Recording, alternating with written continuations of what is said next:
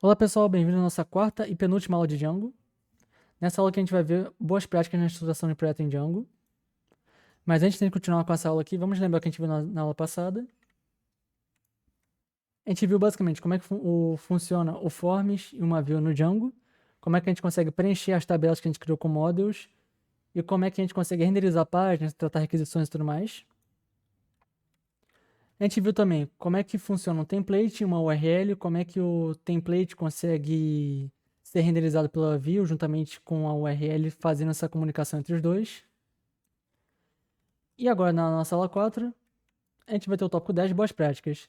Esse tópico aqui vai ser mais na prática, vamos ter um projeto simples de login e registro, juntamente no funcionamento do projeto como um todo, além do login e registro, obviamente. Além disso, de quais maneiras eu estruturei ele visando um bom entendimento para quem for trabalhar nele. Então, resumindo, essa aula aqui vai ser um pouco mais prática, né? Não tem mais nenhum tópico depois disso aqui. A gente vai pegar o código que eu montei lá. É um código simples, somente com boas práticas já mais preparadas nele. É um código simples, basicamente, então a gente só vai parar, dar uma revisada no todo do código. E voltando à nossa aula aqui. Como vocês podem ver aqui na minha tela, a gente tem um projeto em Django normal, igual a gente viu nas nossas outras aulas, no qual a gente tem um projeto, um núcleo de projeto, né? Com arquivo de configurações e tudo mais que a gente viu antes. E a gente tem dois aplicativos, App Account e App Pages. Além disso, a gente tem duas pastas e um arquivinho ali novo que a gente não viu antes, que seria a pasta static, a pasta testes e o arquivo .gitignore. Além disso, a gente tem o Venv, que a gente já viu, que é o nosso ambiente virtual aqui, para poder instalar bibliotecas e tudo mais. A gente tem o DB sclat3, que é o banco de dados padrão do Django para fazer ambiente de teste e tudo mais. E a gente tem o manage.py, que é o arquivo central para comandos do Django. Então, vamos lá. Primeiro de tudo, a gente vai começar aqui com o gitignore. O gitignore é basicamente um arquivo para ignorar certos arquivos dentro do projeto Node e versionar eles no GitHub, Bitbucket e tudo mais. GitLab também, quem chega a usar ele. E para qual é a função dele, primeiramente? Como eu disse, a função dele é ignorar certos arquivos que seriam arquivos binários. O que são arquivos binários? São arquivos que, como o próprio nome diz, não têm dados assim de fácil leitura por humanos. São dados que são facilmente lidos por computadores. Basicamente, um arquivo cheio de zeros e uns. Esses arquivos não são bons de ser mandados para o GitHub porque esses arquivos acabam atrapalhando o versionamento do GitHub. Como é um arquivo com, às vezes, centenas e milhares de números, e são sempre mudanças como eu disse, em centenas e milhares de números, o GitHub acaba não conseguindo lidar com essas mudanças. Inclusive, eu já mandei um arquivo binário uma vez para o GitHub, num projeto meu, que eu estava fazendo a parte de documentação e tudo mais. E conforme eu fui progredindo no projeto, chegou um certo ponto que ele não estava mais conseguindo atualizar os arquivos de programação normal. Por quê? Ele estava tão ocupado lidando com os binários que ele não estava conseguindo atualizar o código normal. Isso meio que acabou estragando aquele repositório e tudo mais. Aí meio que você tem que apagar o repositório, ou fazer um rebase no repositório para você conseguir recuperar o que você fez e tudo mais. Mas enfim, além disso também, além de arquivos binários, seria por exemplo, um arquivo de... Acho que eu tenho aqui um arquivo, deixa eu ver. O PyCache, por exemplo. Ele também remove arquivos, por exemplo, de arquivo estático. O arquivo estático, quando eu vou gerar um projeto, ele acaba criando uma pasta chamada static files, que ele pega todos os arquivos estáticos do projeto e bota numa pastinha só. Eu não preciso disso por quê? Porque ele está duplicando basicamente arquivo, não me é interessante. E ainda outros arquivos que ele vai ignorar aqui, basicamente. Ok. Tá, mas por que você está mostrando o git ignore? É pra gente copiar de você? Vai ficar salvo em algum lugar? Não, não é pra copiar de mim. Eu vou passar um sitezinho pra vocês. Mostrar na verdade. Eu vou até escrever aqui o URL de novo pra vocês verem. É o gitignore.io. No qual é um sitezinho que você consegue criar esse gitignore com mais facilidade. Por exemplo, aqui. Eu quero fazer um gitignore de Django aqui. Fazer um gitignore de Django. Quero fazer com Python também. E com Env. No caso, o Venv, né? Ah, eu queria fazer com Java também. Ah, eu queria fazer com Spring Boot. Deixa eu ver se ele tem aqui. Acho que não. Ok. Quando eu criar aqui no... Quando eu apertar o botão aqui de criar... cuidado, tá escrevendo alguma coisa errada na hora de... Às vezes na hora de apagar, ele apaga tudo de uma vez. E basicamente eu tenho aquele arquivo que vocês estavam vendo lá. Com a única diferença sendo que eu te comentei essa linhazinha aqui. Se eu copiar e colar aqui, ó, vocês vão ver que é basicamente a mesma coisa. A única diferença foi que eu te comentei essa linha. Aquele sitezinho lá é muito bom para você conseguir fazer uns git ignore mais específicos pro que você quer e tudo mais. Em vez de você ficar tendo que passar um git ignore igual uma herança pros outros, você só entra no sitezinho lá, pesquisa, faz e usa no projeto. Show. Além disso aqui, vamos lá. A gente tem a pastazinha chamada static aqui. E para que serve essa pastazinha? Essa pastazinha chamada static, ela basicamente junta todos os arquivos estáticos do teu projeto. Esses arquivos estáticos são o quê? CSS, que é arquivo de estilo de página, imagem e JavaScript. Mas por que isso? Esses arquivos eles não têm uma mudança constante durante o funcionamento do projeto. Eles têm um padrão dele lá de escrita, sei lá, eu escrevi um arquivo de estilo de tal maneira. Beleza, então aquele arquivo agora, quando entrar em produção, vai ficar salvo daquela maneira para sempre. Ele não vai ser alterado durante a produção. Ele só pode ser alterado caso eu mexa nos arquivos dentro do projeto e bote para produção de novo. E se... Vamos lá. E se eu quiser modificar o arquivo durante a produção? Beleza, mas você vai ter que modificar dentro do projeto. Você não pode modificar na página web, por exemplo. Para você poder fazer essa pastazinha aqui do lado de fora igual eu fiz, tem que fazer essa linhazinha aqui, tá? Static file dirs igual base dirs barra static. O que isso aqui faz? Ele reconhece a pasta static no diretório raiz também. Mas por que disso? Por padrão, a configuração que vem é essa aqui. Essa configuração aqui, ela só reconhece a pasta static dentro de aplicativos. Static. Dessa forma aqui. Se eu não tiver o... Fechar aqui por enquanto. Se eu não tiver essa linhazinha aqui de configuração, quando eu botar uma pasta static na raiz aqui do projeto, junto com o manage.py e tudo mais, ele não vai reconhecer, só dentro de aplicativos, basicamente. Então, essas duas configurações aqui já servem para você conseguir fazer o Django rodar com um arquivo static normal. Para que serve esse último aqui? Em produção também, às vezes você quer... Por exemplo, digamos que você tem no projeto aqui, você tem essa pasta static, que são para arquivos mais importantes de arquivo estático e tudo mais. E você também tem arquivos estáticos dentro dos aplicativos. Quando você vai mexer com Apache, Nginx e outros proxies reversos assim, o ideal para eles é você ter uma pasta só de arquivo estático para ele poder pegar aquela pasta e botar pro navegador web e tudo mais. Para assim ele conseguir ter acesso aos arquivos estáticos tudo direitinho. Então é para isso que serve basicamente essa parte de... essa configuração aqui. Quando você rodar esse comando aqui, ó, python manage.py collect static, você consegue basicamente juntar todos os arquivos estáticos do projeto numa pasta só. Então você precisa passar para ele também basicamente o nome da pasta que você vai querer que ele faça o nome e onde é que ela vai ser colocada. No caso aqui, no diretório base, junto com o static. Deixa eu até rodar isso aqui. Opa, escrevi uma coisa errada. Collect... botei um S aqui antes. Opa. Collect static. E aqui a gente tem uma pastinha criada, por exemplo, aqui, ó. CSS, administração, tudo mais. E ele aqui no Pradão já para ser servido, já para ser utilizado para um proxy reverso. Show. Agora vamos lá. A gente viu aqui a pasta static. E agora falta a pasta teste. Desculpa, eu tive uma pequena interrupção aqui. Mas voltando ao que eu estava falando aqui da pastinha teste. Essa pastinha que eu criei aqui foi basicamente um exemplo aqui de teste, como é que funcionaria e tudo mais. Ela não está cobrindo aqui todo o projeto. Então, vamos lá. Primeiro de tudo, eu tenho esse arquivinho aqui. Obviamente de testes. No qual ele tem uma classe. E aqui na classe tem as funções de teste dele. Para eu conseguir fazer uma função de teste, obrigatoriamente eu tenho que estar com esse nomezinho aqui na frente, teste. Se não tiver com isso aqui, ele não reconhece. Eu vou até demonstrar isso depois. E aqui esse teste está basicamente fazendo o quê? Ele está pegando a resposta aqui da página, ele está entrando na minha página de login aqui, com o reverse. Ele está pegando a informação, ele está verificando qual código de resposta ele obteve.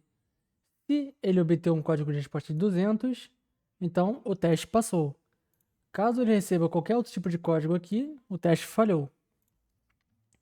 Então vamos ver aqui, ó. Python-.pytest, rodou um teste, tudo certinho. Tá, agora se eu arrancar isso aqui, por exemplo, se eu quiser deixar sem teste aqui. Encontrou 0 testes. Ah, mas por que isso? É um padrão aqui do Django para a parte de testes unitários. Ok. Outra coisa também. Se eu não botar esse import aqui, ó, dentro da pastinha teste, se eu fizer um init e botar esse import aqui, no nosso caso aqui, from login testes, import login test, que é a classe aqui, também não vai funcionar. De novo, achou 0 testes. E show.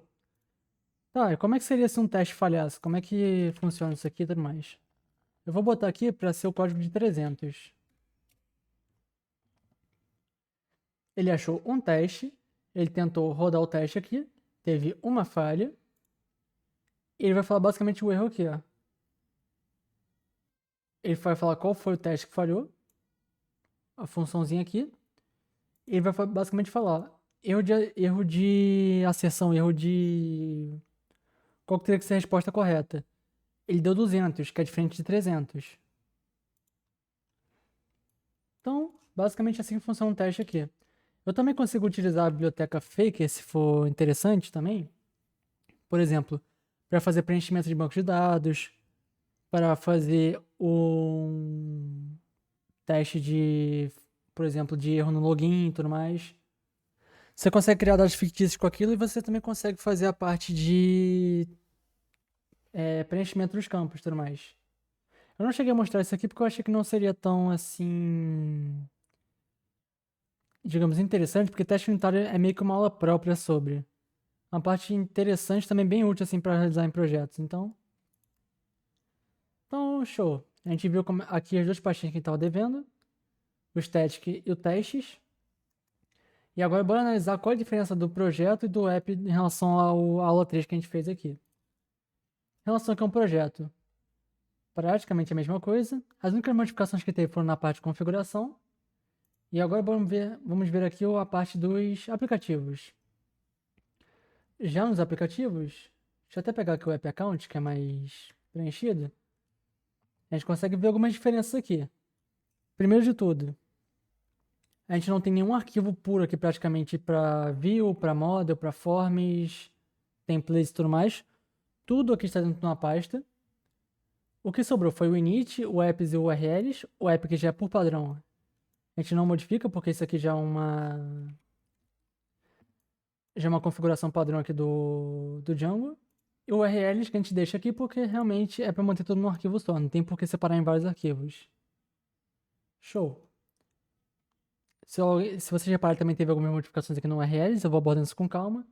Então vamos lá, primeiro de tudo, o models aqui. Como é que ele está funcionando? Mesmo esquema aqui do teste, a gente tem um import aqui. Esse importzinho vai importar de um arquivo específico. Esse arquivo específico vai pegar aqui uma classe específica dentro do arquivo. E no nosso caso aqui, nesse arquivo custom user, a gente tem a classe custom user.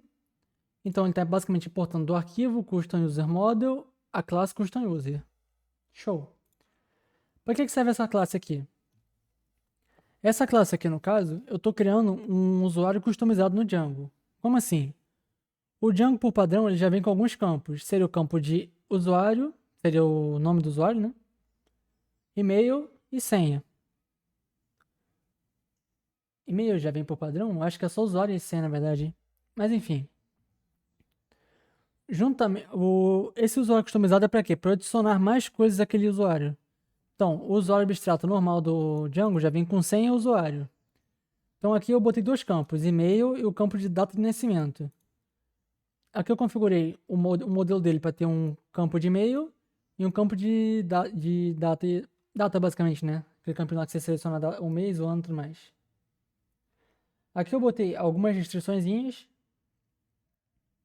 No caso aqui no banco de dados, ele pode ser nulo e pode ser em branco. Eu não vou modificar isso aqui por questões... Eu não tinha reparado isso, mas enfim. Isso aqui também é bom pra gente verificar uma coisa aqui no formulário. Vamos lá. A gente também tem aqui o e-mail. O e-mail eu botei como único, ele não pode ser em branco e ele não pode ser nulo. O que isso quer dizer? Basicamente eu tenho que preencher o formulário lá na hora de enviar isso aqui e ele tem que ter e-mail. Ah, se o carinha for esperto e fizer alguma maracutaia para ele conseguir deixar o campo em branco. O banco de dados vai reclamar que aquele campo está em branco. Já na data de nascimento aqui, eu não tinha reparado que eu deixei true. Se o usuário fizer alguma maracutaia no formulário na hora de enviar e deixar o campo em branco, o banco vai aceitar normalmente porque o banco não tem essa restrição. Show. Agora a parte de formulários aqui. O que eu fiz? Formulários. Eu fiz dois formulários. Mesmo esquema aqui. Boto import. E eu tenho um formulário para login e um formulário para registro. Aqui eu vou mostrar duas diferenças também nesse projeto aqui. De uma modificação que eu fiz no template, basicamente. Aqui o usuário, a parte de login é bem simples, na verdade você nem precisa mexer boa parte das vezes, a não ser que você queira customizar o login, que boa parte das vezes também você quer customizar o login. E como é que isso aqui funciona? Eu tenho o usuário, que é um char field de formulário. Eu mexi nos atributos daquele formulário basicamente. O que eu fiz para ele? Eu botei uma classe chamada formControl. Eu botei um placeholder, que é aquele textozinho que fica dentro do campo de para você inserir, né, dentro do retângulozinho. E eu botei um autofoco. Isso aqui é basicamente para quando você entrar na página ele já tá com isso aqui, com a tecla de digitar piscando no login. A label dele é o nome de usuário e show. A parte aqui da senha é basicamente a mesma coisa. Ele é um input de senha do formulário. Os atributos dele é classe, formControl, placeholder digita sua senha e com a legenda de senha. Isso aqui, eu fiz uma modificaçãozinha aqui. Toda vez que você quer iniciar, ele vai dar os argumentos e os argumentos chaves das funções acima, né? No caso aqui do Authentication Form. E para que eu fiz isso aqui? Eu estava querendo modificar aqui o atributo aqui da classe do label. Eu queria botar uma classe para o label, na verdade. Então eu peguei aqui, campo, usuário, widget, atributo, update, label class para label. Então o label vai ter uma classe chamada literalmente label. Mesma coisa para senha. Tá, e por que disso aqui tudo? O template aqui, e se vocês repararem aqui, aproveitando também, uma coisa que eu quero abordar aqui, ó. O template e o static já são duas pastas que ficam dentro da configuração do Django. Então esse aqui não tem init, porque o Django já reconhece essas pastas. Agora, pasta teste, pasta forms, pasta models, pasta views, todas essas pastas vão ter um init e todos esses inits vão ter que importar os arquivos e as classes que você for utilizar dentro dele, para ele conseguir reconhecer que está ali dentro do arquivo, basicamente. Tendo dito isso, por que eu trabalhei com o login dessa forma aqui, mexendo com os atributos dele aqui? Por que eu não mexi direto no template? No caso aqui do login, eu usei o form ASP aqui para renderizar o template, o formulário dele. Então eu não tenho acesso fino a todos os campos ali e tudo mais. E mesmo se eu quisesse o acesso fino aos campos, há um pouco de empecilho desnecessário. Já que eu posso utilizar essa forma aqui para ter o acesso ali aos atributos. Certo.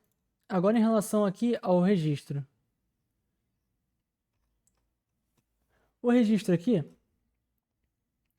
por padrão, ele já tem lá os campos que a gente já conversou antes. Username, password 1 e 2. Ah, mas para que tem essa classe meta aqui com os fields? Se eu não botar esses campos aqui, não renderiza o formulário com esses campos. Como assim? Não entendi. Eu vou demonstrar isso também quando eu terminar de explicar aqui essa parte e começar a rodar para demonstrar. Em resumo, o formulário de registro ele não é igual ao do login, que já é por padrão usuário e senha. Esse campo aqui, eu tenho que renderizar o que eu quero que seja utilizado no formulário. Ah, mas você colocou lá que o e-mail não pode ser nulo, então se não tiver no campo renderizado o e-mail, vai dar problema? Vai. Porque se eu tenho que preencher o e-mail para poder enviar e o e-mail está nulo, ele não vai aceitar o envio do formulário, vai ficar dando problema todas as vezes. Então isso aqui é sempre uma parte muito importante de verificar. Você faz a classe normal que você quer aqui para o seu formulário de registro. E você faz dentro dessa classe uma classe chamada meta. Aqui você vai passar o modelo que você está utilizando, que no caso aqui é o custom user, e os campos que você quer renderizar nele. Ah, por que senha 1 e senha 2? Você tem que confirmar a senha na hora de enviar, por isso que tem duas senhas, resumidamente. Show! Ah, mas para que tem esses campos aqui em cima e tudo mais? Bom, para eu conseguir fazer esses campos serem requeridos pelo formulário, para eles não poderem ser nulo, eu tenho que botar essa informaçãozinha aqui, ó, required. Required igual a true. Required igual a verdadeiro. Se essa variável aqui não tiver marcada como true, eu vou poder enviar o formulário com aquele campo em branco, basicamente.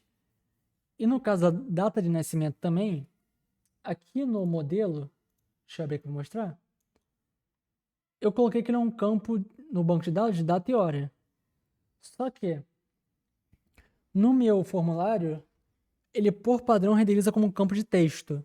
Se eu não botar esse atributo aqui, o widget forms.date input atributos tipo data, se eu não colocar isso aqui já no atributo do formulário, ele vai renderizar aquilo como um campo e vai dar problema basicamente.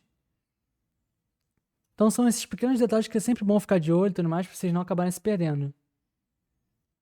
Isso aqui é uma mágica que eu botei. Vamos lá. Isso aqui é uma lógica de verificaçãozinha pros campos basicamente. Ah, como assim? Você tem dois jeitos de fazer a lógica de verificação. Você pode fazer uma lógica de verificação para o formulário inteiro, que foi o caso que eu fiz aqui para as senhas 1 e 2. Essas senhas têm que ser iguais. Se elas forem diferentes, vai dar um erro de validação. As senhas não coincidem. Não coincidem, na verdade. Show, mas por que precisa ser do formulário inteiro? Porque esses aqui são dois campos distintos. A outra forma de você fazer esse tipo de validação é você fazer um clean, underline e o nome do campo. No caso aqui eu poderia fazer um clean, underline, password 1 ou um clean, underline, password 2. Só que, se eu fizesse esse campo assim... Opa!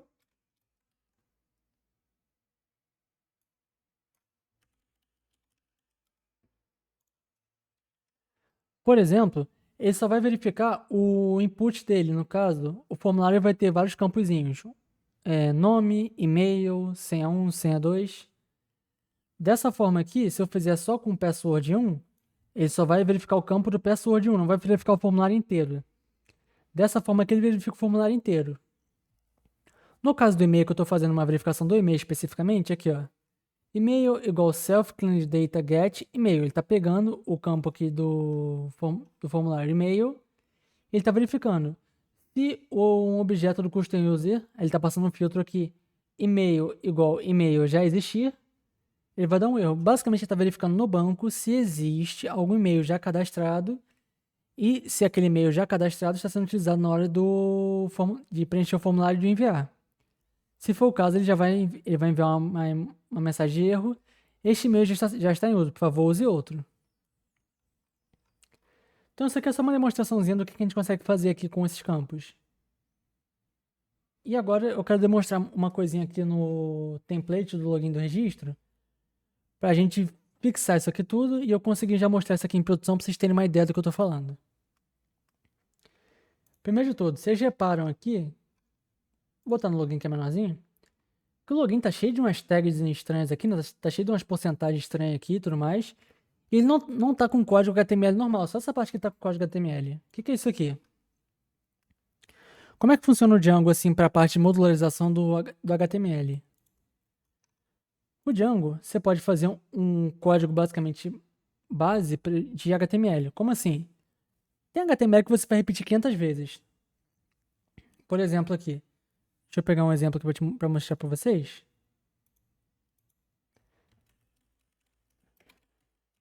Na verdade, eu vou pegar uma farmácia aqui pra mostrar pra vocês. Farmácia Pacheco. Vamos lá. As páginas aqui da Drogaria Pacheco. Se vocês repararem, tem sempre esse pedacinho aqui da página que repete. Tá, ok, essa parte sempre repete. Deixa eu ver se tem algum outro local que eu possa... Show. Tem uma modificaçãozinha aqui, ó. Quando eu vou à parte de pagamento aqui, ela modifica um pouco.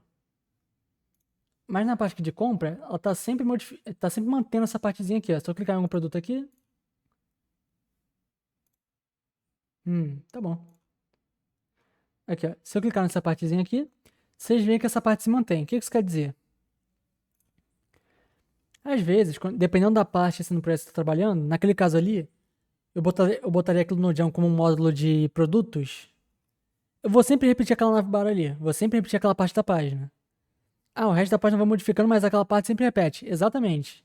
Da mesma forma que se eu fizer aqui, ó. Se eu verificar aqui, provavelmente, eles têm esse footerzinho aqui. Vamos verificar se ele repete?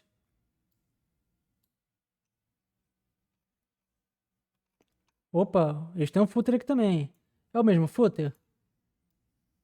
É o mesmo footer.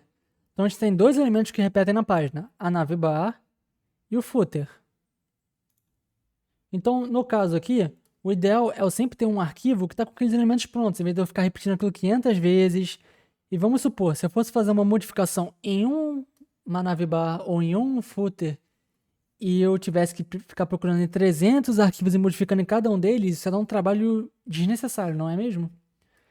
Então, o Django tem esse pulo do gato, essa técnicazinha aqui. Que é o quê? Você pode pegar o conteúdo que está escrito dentro daquele HTML lá e você botar dentro de um bloco ou uma tag do Django. Como assim? Suponhamos aqui, ó, a parte do login aqui tem esse códigozinho que é HTML. Quando eu entrar na página do login, ele vai pegar esse código todo aqui e isso aqui vai ficar basicamente assim, ó, substituído. Vai ficar com o código HTML certinho aqui dentro. Ah, então quer dizer que isso aqui é só um arquivo de base? Então, no caso do registro, se eu pegasse o código HTML todo aqui do registro, quando eu entrasse no registro, vai ser basicamente igual a isso aqui, ó. Sim, vai ser basicamente igual a isso. Ele vai pegar todo o código que está em volta aqui e vai ter o código do registro dentro dele também. Ah, então esse block content aqui, no caso lá do login, você coloca o que você quer dentro desse block content aqui para você conseguir passar para esse arquivo aqui base account. Isso é mesmo. Para você usar arquivos assim, como arquivos de base, para você repetir conteúdo, você tem que fazer esse comandinho aqui, ó. Abre chaves, porcentagem, extends, abre aspas, aí você vai botar o nome do arquivo HTML.html, fecha aspas, porcentagem, fecha chaves. Com isso aqui, ele já consegue reconhecer ali que esse arquivo aqui é o arquivo base dele. Tá, beleza, mas e o resto que tem aí? Eu não entendi. Vamos lá. Esse load static aqui. Quando você vai fazer referência a algumas pastas específicas do Django, por exemplo, a pasta static, você precisa usar esse comandinho aqui, ó, load static, para você poder carregar aquilo lá e você poder utilizar no teu código. No caso aqui, arquivos estáticos tem arquivos de estilo, arquivo de scripts, que é o JavaScript, né? Arquivos de imagem e tudo mais. Se eu quiser usar aquilo ali no meu HTML, como é que eu faço? Eu vou escrever a rota dele aqui dentro? Ah, vou escrever aqui a rota. Ah, ele está no static. Static barra CSS barra app accounts barra estilo da página. Não é assim que o Django funciona. Para você fazer isso aqui, você bota basicamente aqui, ó. Você vai fazer igual como se fosse uma tag ali, ó. Você vai abrir chaves, porcentagem, você vai botar a palavrinha static, CSS, aí você vai botar aqui a rota basicamente. Por quê? Deixa eu fechar aqui para mostrar. No static aqui tem as pastinhas dentro dele. Assim que você botar a palavra static, ele vai reconhecer que é essa pasta aqui, ou as pastinhas que você tem separado ali. É por isso também que eu prefiro botar tudo numa pasta só, tá? Porque geralmente quando você usa essa tagzinha aqui, ela vai pegar todas as pastas de estética que tem no aplicativo e fora. Então às vezes pode dar problema e tudo mais. Eu prefiro assim, fica mais fácil de eu gerenciar e de organizar. Enfim. No caso aqui, ele sabe que a pasta é estética, então eu vou botar aqui na rota dele aqui, ó. CSS. Show. App Account. Show. Login style.css. Login style.css. Então ele vai reconhecer que é esse arquivo que eu estou passando para ele. Show de bola. Ah, então você bota aqui dentro de um block styles e end block para você fechar como se fosse uma tag de div, né? Igual é assim que funciona numa div. Ó. Div, barra div, elemento. Igual numa tag de div, isso, você está basicamente englobando um elemento ali igual como se fosse uma div. Show, mas o que isso aqui vai fazer? No seu Base Accounts aqui, você também pode botar essas tags, por exemplo, no head aqui, para a parte de estilo, por exemplo. Aqui eu tenho o estilo principal do account. É um estilo que vai sempre repetir. Imagina que seja uma navbar. Em vez de eu repetir aquele em trocentos arquivos de diferentes, tipo login e registro, eu boto aqui tudo de uma vez. Show, beleza. Então, quando tiver aqui o arquivo de styles, ele vai fazer basicamente isso aqui, ó. Ele vai... É como se fosse isso aqui. Deixa eu botar aqui. É como se fosse assim. Isso, tá pegando a ideia. Ah, se ele dentro tivesse 30 arquivos de... Tivesse assim, ó. Deixa eu tirar um pouquinho o zoom para poder trabalhar melhor aqui. Tivesse 30 arquivos de estilo aqui, como é que vai ficar isso aqui lá? Vai ficar exatamente 30 arquivos de estilo. Ele vai passar como se fosse tivesse configurado normalmente ali. Ah, tô entendendo então. Então isso aqui só serve para facilitar minha vida e eu conseguir botar tudo num lugar só, né? Sem ter que ficar repetindo. Exatamente. Título, mesma coisa. Eu tenho um título aqui, ó. Title, block title, nananã. Ah, meu título aqui é contas login. Se eu pegar isso aqui e botar aqui no Base Account, seria assim, basicamente? Isso, é igual um arquivo, uma tag de título normal. Ah, entendi. Então a parte de script, se tiver um script aqui dentro, ó. Script, nananã.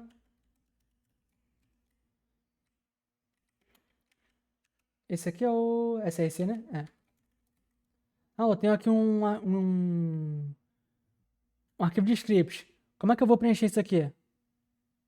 Ah, eu vou botar aqui igual o do href lá em cima, né? Igual do CSS, né?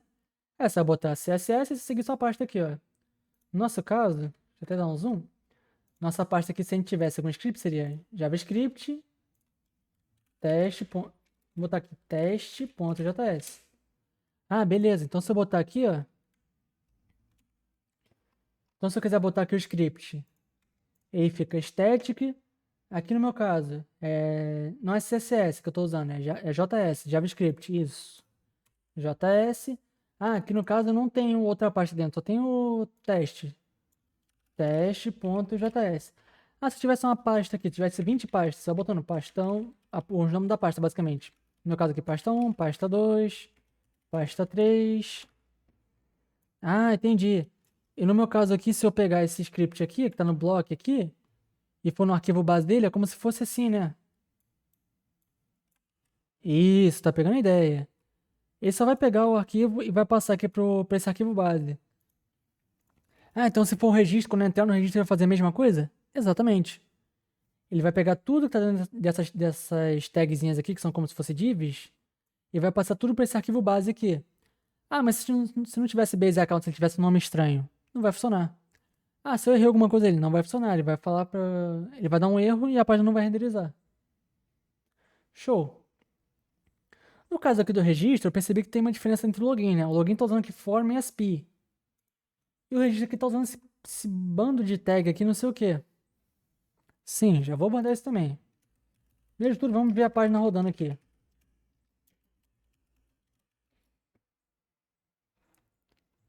Vamos ver a página rodando, lembrando que a gente aprendeu aqui. Call host, 8.000.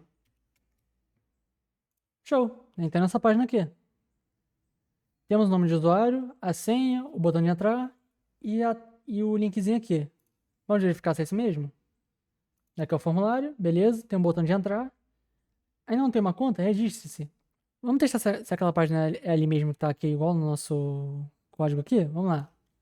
Logar. Vamos modificar aqui e ver se funciona. Olha, rapaz, essa página aqui mesmo, legal, né? Tá, mas por que você queria rodar isso aqui e me mostrar a página antes? Ok, vamos lá. Eu quero mostrar uma pequena diferença aqui dos modos que eu fiz a página. Por que que é interessante às vezes usar aquele widget com atributos e tudo mais?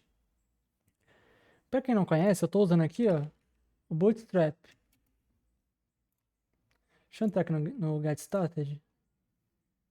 Eu tô usando aqui o Bootstrap. Pra que serve o Bootstrap? Ele é basicamente um framework para estilos de CSS. Ele facilita bastante coisa em relação ao uso de estilo, em vez de você ficar criando arquivos de CSS gigantesco. Você consegue usar algumas classes, algumas coisas prontas, mas isso aí é para outra aula se eu chegar a abordar isso.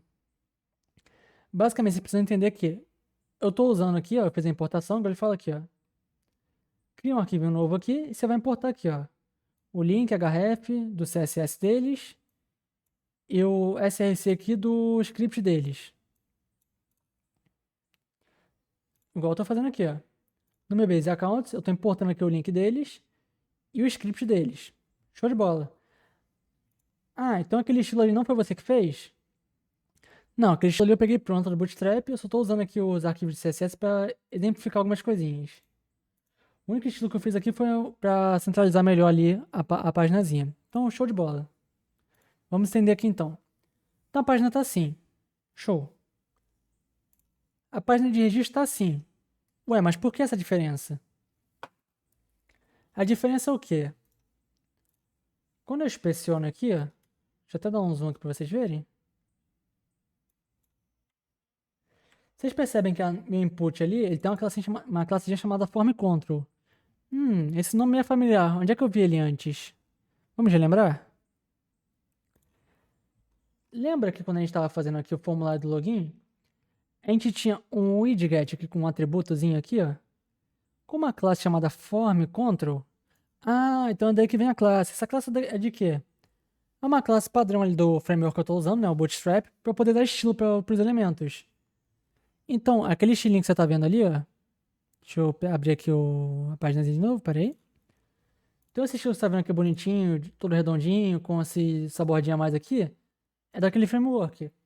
Ah, beleza. Pô, mas por que que esse aqui então não tá com o estilo direito? Qual a diferença? Lembra que na minha página de login, deixa eu fechar aqui o resto pra vocês não se confundirem.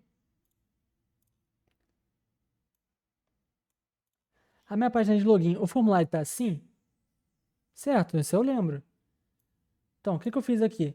Eu passei o atributo pro input, pro campo de entrada no meu login, direto aqui usando o widget, com os atributos dele que ele oferece. Ah, beleza, entendi isso aqui, show. No caso do registro aqui, eu não passei nenhum atributo aqui pro... Tirando aqui do data de nascimento, né? Eu não passei nenhum atributo aqui pros outros campos. Username, e-mail, data de nascimento, senha 1 e 2. Eu não passei nenhum atributo. Mas no registro aqui, eu criei uma div, eu botei o form control aqui e botei esse campozinho aqui, ó. Form.username. O que isso aqui faz? Ah, boa pergunta. Eu vou mostrar aqui agora, ó. Se eu apagar essa divzinha aqui do form, o que acontece? Vocês conseguem ver que ele continua ali com o campo dele. Mas o atributo, ele está na div, ele não está no campo aqui preenchendo.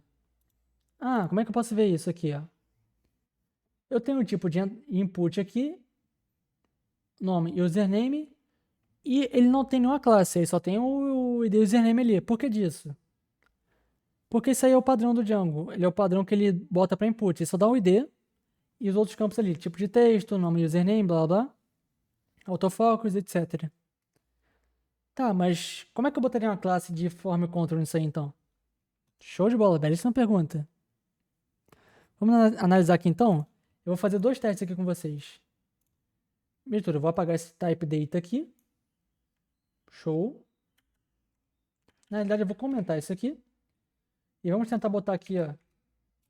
Username equal forms. Opa. ponto é text field. Text field. Não, acho que é text input. Vou botar field. Vamos ver se eu lembro como é que faz isso de cabeça.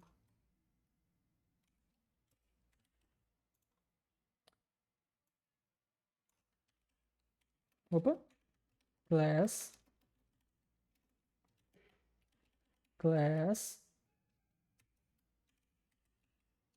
form control.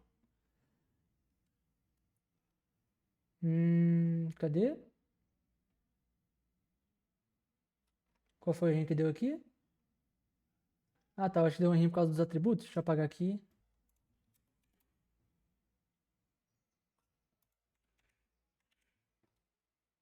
Vamos ver se foi um erro por causa que eu não consegui terminar de configurar a tempo ou se foi o erro da minha escrita ali mesmo. Vamos verificar. Show. Agora aqui, ó. Duas coisas aconteceram aqui. Agora esse campo aqui de input, ele tem a classe form control, ele está estilizado, mas os outros inputs não, porque, como eu disse, eu não botei ali no atributo do backend do Django. Eu não botei ali a variável, o widget e alterei o atributo para inserir a classe. E da mesma forma aqui, vocês repararam que a data de nascimento aqui, ela também por padrão não veio como data, ela veio como campo de texto puro. Isso aqui acaba dando um problema, porque eu estava querendo usar uma data ali.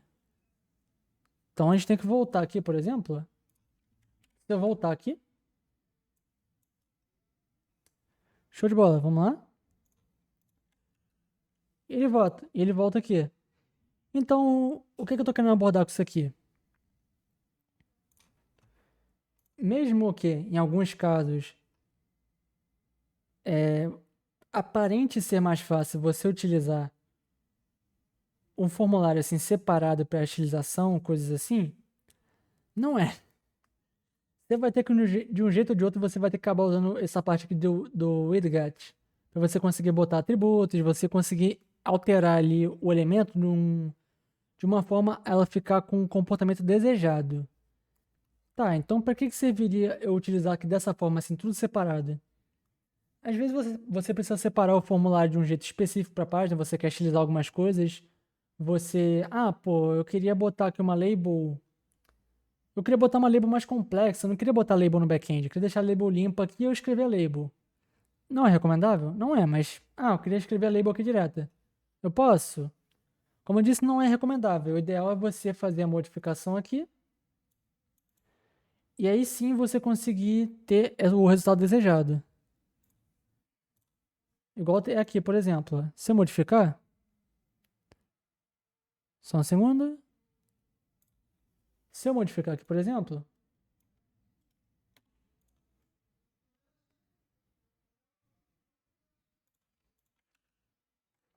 Ele já tem o resultado desejado. Então, o que eu estou querendo basicamente dizer com isso? O ideal é você ter um conhecimento sólido da parte do back dele para você conseguir mexer com o front.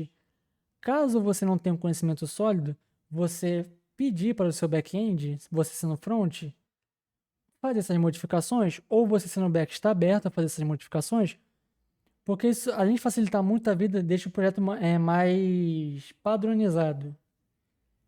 O que eu quero dizer com isso? Em vez de, por exemplo, na parte de formulários, obviamente, você deixar a pessoa criando 3.001 classes, dessa forma você consegue já estruturar o formulário de uma maneira mais fácil, você consegue reutilizar o código para outras partes do projeto de maneira bem mais fácil. E também, como vocês podem ver, o resultado fica bem legal, não fica um resultado ruim. Só que pode acabar tendo às vezes essa discrepância em relação ao back ou front, principalmente se não for uma equipe de full stack. E também de não ter medo de mexer nisso aqui. Isso aqui não é uma coisa impossível de se mexer. É uma coisa complexa, você tem que ligar os pontos que você está mexendo. Dá pra ver aqui que você acaba mexendo em vários arquivos e tudo mais.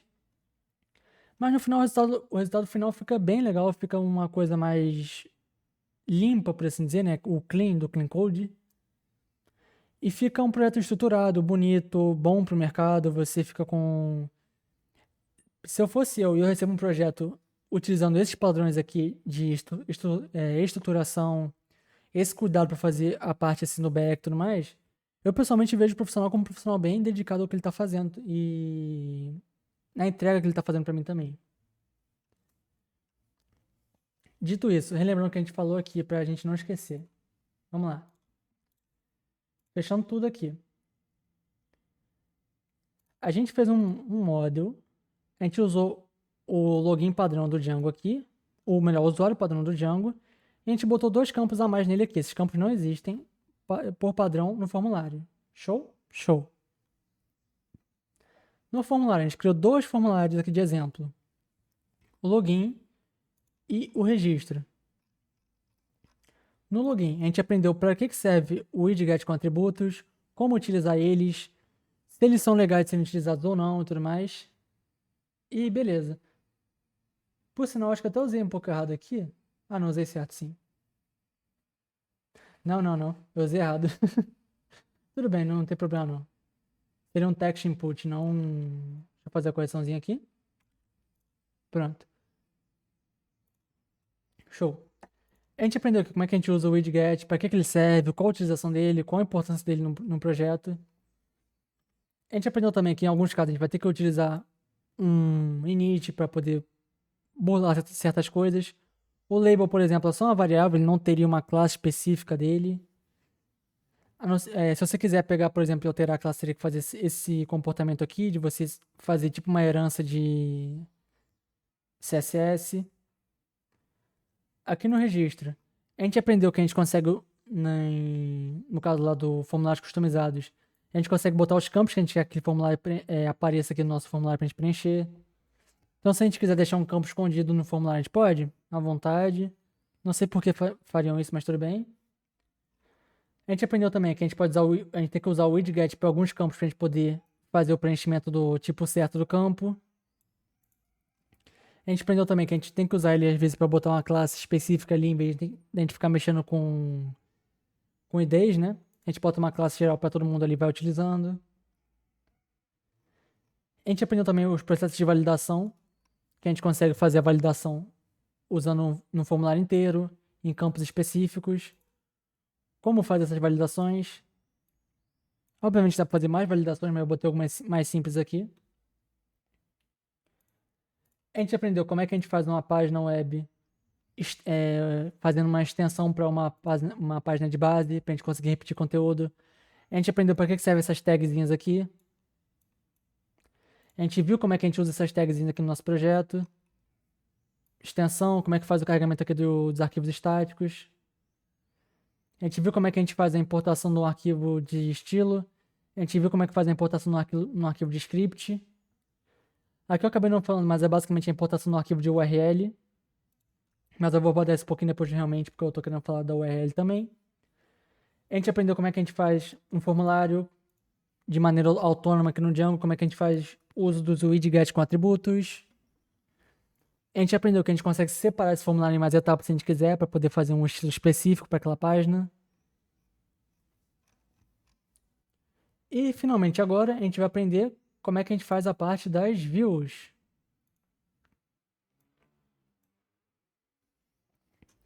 Como eu disse na aula passada, tem mais um exemplo de view, tá? São 3 exemplos diferentes. Quando eu quero fazer uma página mais simples, sem ter tanto... sem processo de requisição e tudo mais, eu posso fazer desse jeito aqui, ó.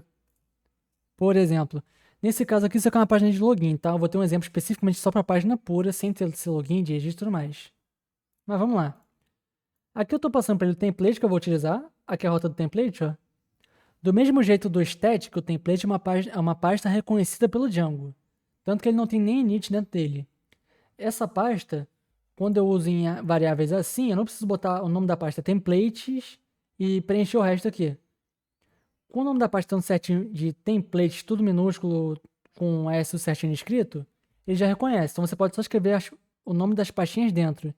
Então no caso aqui, ó, tem a pasta account login.html.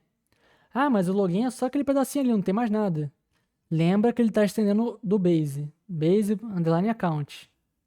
Então ele é um HTML completo, sim. Ele só tá escondidinho ali, antes dele se fundir com o Base para poder fazer uma página completinha. E no meu caso aqui, como é uma página de login, o formulário de autenticação é o meu usuário de login aqui. Login user form, que a gente viu aqui.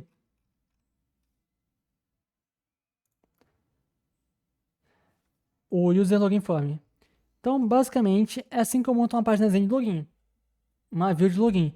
Bem simples, eu não tive que fazer processo de tratamento de requisição para nada. Eu não tive que me preocupar em como é que eu ia renderizar a página e tudo mais. Eu só botei ali duas variáveis, literalmente duas linhas. Ele trata as requisições, trata a autenticação, trata de reconhecer o formulário que eu estou usando direitinho. Tudo isso usando as configurações padrões do Django.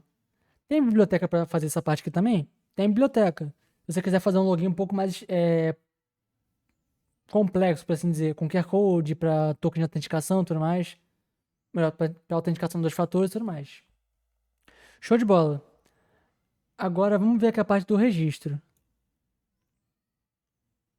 Show. O registro também é a mesma coisa. Aqui o que eu fiz, basicamente?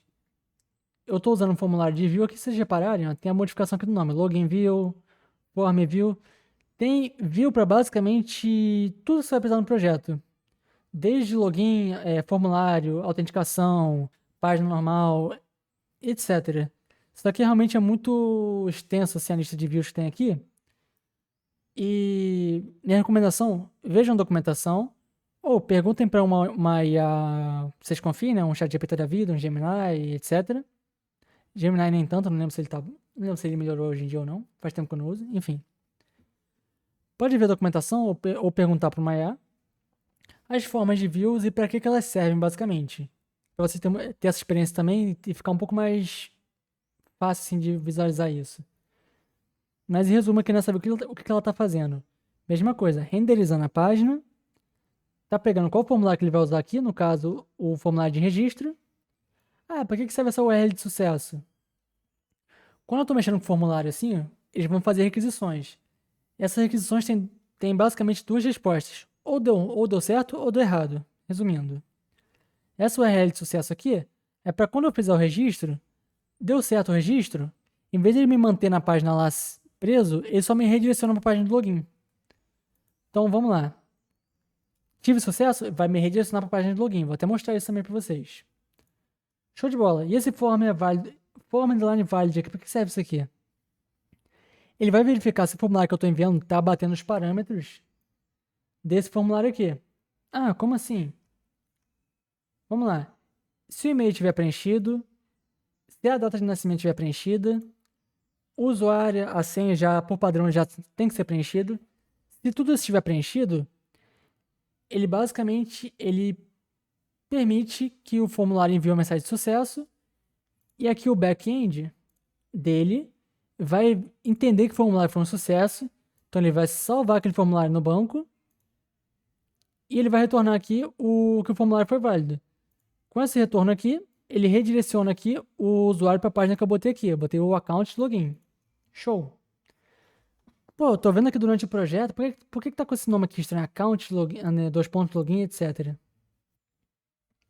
Bora abordar isso aqui também. O accounts aqui, o app accounts e a URL dele, o que eu fiz aqui basicamente? Eu fiz uma modificaçãozinha aqui, ó. Ele tá tendo que botar assim, ó, por exemplo. Vamos pegar aqui o exemplo da URL aqui de sucesso aqui, ó. Ele tá escrito nesse padrão aqui. Pô, mas por quê? Eu estou usando aqui o apelido da minha URL. O login aqui, o apelido dele aqui é login. Que eu escrevi login. Ah, se eu botasse aqui o nome de Clayton. Então o apelido dessa URL aqui é Clayton com K maiúsculo. Ah, se eu botasse aqui é pagininha. Pagininha do professor. O apelido dessa URL aqui é pagininha do professor. Ah, ok, entendi. No caso aqui eu botei login, então vira login. Ah, mas o que é essa variável aqui? AppName. Como eu estou mexendo com vários arquivos de URL, principalmente agora que eu estou já com dois aplicativos e posso até aumentar para mais se eu quiser, Vai ter momentos que eu vou acabar repetindo o nome sem querer. Ah, como assim? Isso aqui eu tô fazendo um login para usuário normal. Imagina que eu quero fazer um login específico para funcionários. Provavelmente eu vou acabar seguindo o mesmo nome, login, registro, logout, tudo mais. Com isso aqui, eu consigo botar um nome junto dessa URL que eu tô passando aqui para ele. Seria um account, dois pontos, login. É basicamente para isso que serve esse apelidinho aqui pro arquivo de URL, basicamente. E com isso nós temos basicamente a explicação completa de como estruturar aqui um aplicativo da maneira mais organizada, por assim dizer. Agora detalhes a mais que a gente vai ver aqui. O Web Pages é basicamente a mesma coisa, é bem simples, não tem nenhum modelo, nem forms nenhum, já que é só uma página simples. O template também segue o mesmo padrão lá do template do account, na verdade. Um template base e aqui um home. A única diferença aqui, ó, é como eu modifiquei com o template base. Agora é base pages.html em vez de base underline account.html. E outra diferença que nós temos aqui também, além de também da view, aqui é a homepage, por exemplo. Eu criei uma página para o usuário poder logar e poder se deslogar e tudo mais. Só que dá para reparar aqui que ele tem duas heranças, por assim dizer, de classes, que é o mixing e o template view. Como é que isso aqui funciona? No Django, quando você quer aproveitar algumas funções de outras classes, como assim? O mixing é basicamente uma classe que tem uma funcionalidade, mas que ela não funciona por completo sozinha. Ela precisa estar atribuída em outra classe para conseguir ter o uso dela correto. E sempre ela tem que vir à esquerda da classe principal. No nosso caso aqui, nossa classe principal é o template view. É uma classezinha básica só para realmente renderizar a página. E para que serve esse login required mixing aqui? O nome próprio já diz, login required. O usuário tem que estar logado para ele conseguir acessar essa página aqui em específica, do pageshome.html. Se o usuário não tiver logado, ele não tem acesso a essa página de jeito nenhum. Toda vez que ele tentar logar na página, por eu estar com esse mixing aqui à esquerda antes do template view, ele sobrescreve aqui, agora eu esqueci o nome do termo, mas é uma variávelzinha aqui que permite o login do usuário. Antes dele ter esse acesso, ele verifica se o usuário está logado. Se não estiver, ele só redireciona de volta para a página de login. No caso aqui, ele sobrescreve a variávelzinha do template view para isso. E na URL, a mesma coisa lá do app account. A única diferença é que o apelido dele é diferente, é pages. Então, se eu fosse fazer uma referência ao apelido home aqui, ou se por algum acaso eu quisesse botar login aqui como nome, iria ser pages, dois pontos login. E isso aqui não teria correlação nenhuma com o login lá do account, porque eu tenho um outro apelido aqui antes da palavra em si login.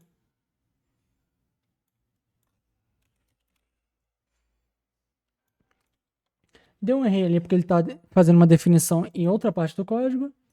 E show de bola. Basicamente terminamos de mostrar todo o projeto. Agora fazendo a última demonstração do vídeo. Só um segundinho. Vamos criar um usuário. O nome do usuário vai ser 4 A's. Vai ser lá@gmail.com. Data de nascimento dele vai nascer hoje, dia 13. Não, ele vai nascer no futuro, vai nascer dia 30. Isso aqui também eu não fiz nenhuma forma de validação, correção e fins para os campos aqui. Uma coisa para vocês pensarem um pouco como é que faria e tudo mais. E agora eu vou botar a senha aqui, vai ser ABCD 1, 2, 3, 4. ABCD 1, 2, 3, 4.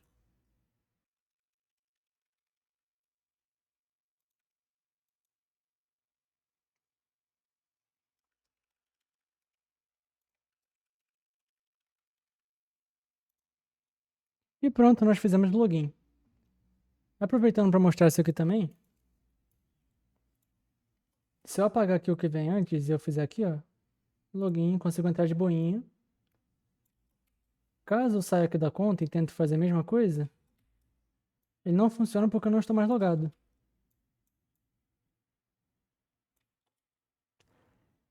é basicamente isso para a aula de hoje. O errinho que estava dando ali, eu estou realmente em dúvida, não sei se foi coisa do banco, se foi alguma modificaçãozinha que eu fiz lá no formulário de registro. Mas enfim, quando acabar essa aula aqui, provavelmente em 1 ou 2 dias eu disponibilizo o código junto, porque eu vou disponibilizar o código disso aqui do Docker junto. E também chegamos na questão da nossa próxima aula.